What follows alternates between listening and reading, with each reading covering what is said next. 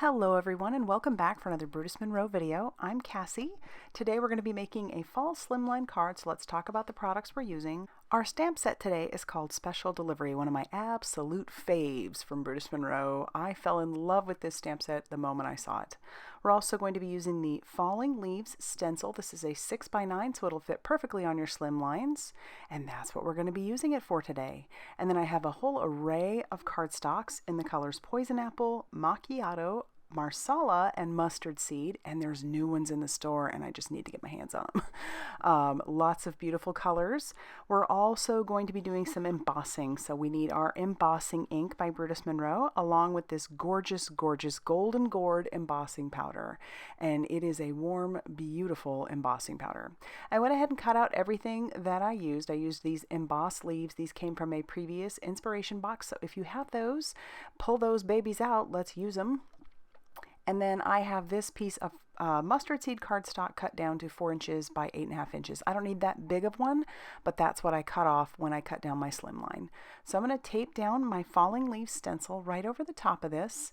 And then I realized I wanted to do embossing, so my first step should actually be to use my magic powder bag over the top of that because I don't want powder sticking in areas where I don't want it, so the magic powder bag keeps that from happening. And then I'm just going to take the lid off of my embossing ink and then push that into the stencil. So all I'm doing, and it's nice on this darker cardstock, all I'm doing is just putting that embossing ink right on there, and you can see where I've put it. So I'll pull back my stencil and I'll see that I'm not super happy with a couple of spots, so I can just push that right back down in there. Then I'll peel away my stencil and I'll clean that off later, but I'm going to take this golden gourd embossing powder, which is just a beautiful warm gold embossing powder. It is stunning. It looks kind of orange right there, but when we heat that up, it is, it's gorgeous, friends. It is gorgeous. So I'm putting that all over that background, and there's a lot there.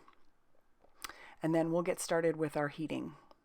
So I'll pull up my heat tool, kind of make sure that it's nice and hot before you bring it up for embossing, and then you'll be able to tell that it's doing what it's supposed to be doing because it's going to change that embossing powder. You can just watch it melt, which is so satisfying. I'm not going to make you watch the whole process, but I'll just tell you I enjoyed every bit of this part. All right, now that that is done, I am going to trim this down because, like I said, it's a little bit big.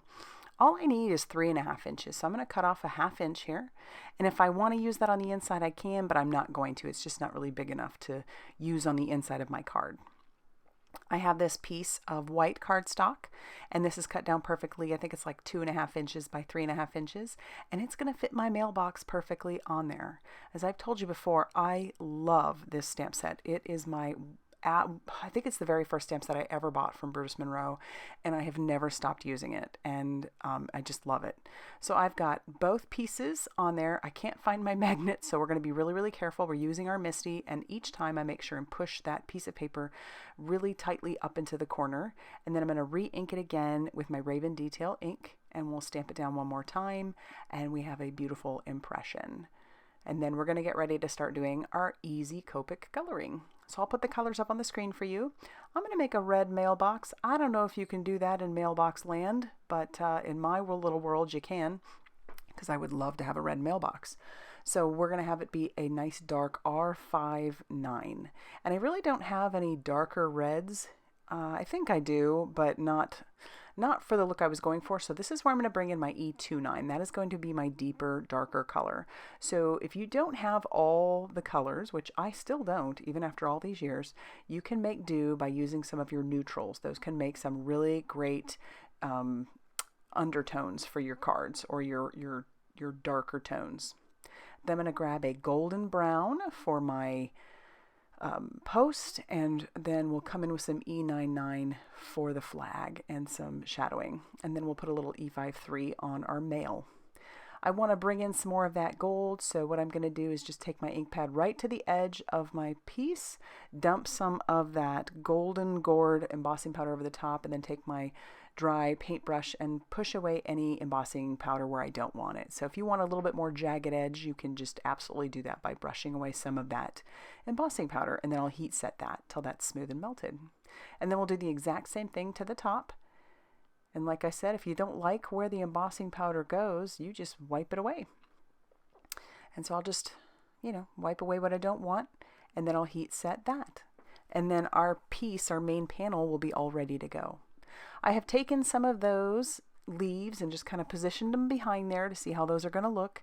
And then I'll remove my piece and I will glue down each leaf individually.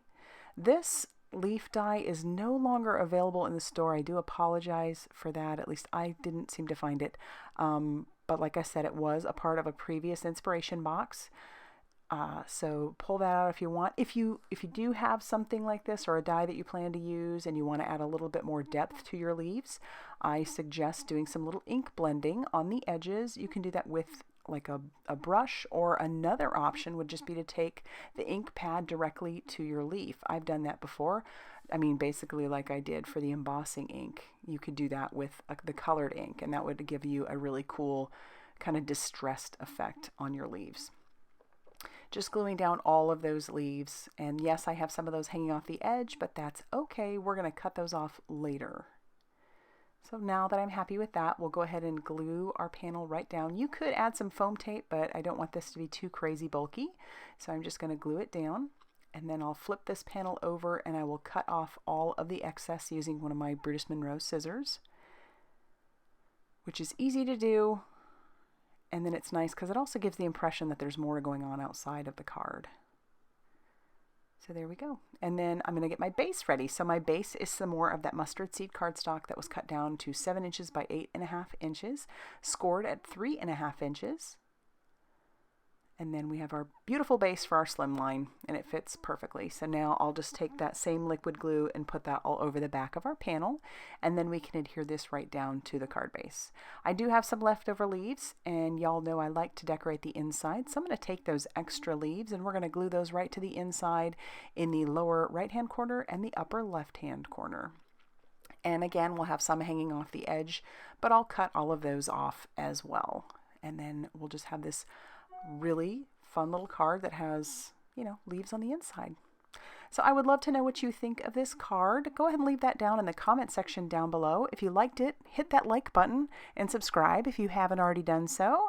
And as always, thank you for stopping by, and I will see you very soon in another video. Bye, everybody.